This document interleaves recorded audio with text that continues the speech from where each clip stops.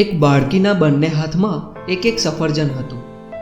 એની મમ્મીએ ચહેરા પર સ્મિત સાથે લાડભર્યા અવાજે બાળકીને પૂછ્યું, બેટા, તારી પાસે 2 સફરજન છે, એમાંથી એક મમ્મીને આપીશ? પેલી બાળકી એના મમ્મીના ચહેરા પર ક્ષણભર તાકી જ રહી અને પછી ફટાફટ એક સફરજનમાંથી એક બટકું ખાઈ લીધું ને બીજા સફરજનમાંથી પણ એક બટકું ખાઈ લીધું. આ જોઈને મમ્મીના ચહેરા પરથી સ્મિત ગાયબ જ થઈ ગયું. એને વિશ્વાસ જ નહોતો આવતો કે એની લાડકી દીકરી એની સાથે આવું વર્તન કરશે. આઘાતના માર્યા એ ગુસ્સે થવાની આણી પર જ હતી. ત્યાં જ પેલી બાળકીએ પોતે ખાધેલા પૈકી એક સફરજન એના મમ્મીને આપતા કહ્યું, મમ્મી, લે આ સફરજન ખા, આ સફરજન વધારે મીઠું છે.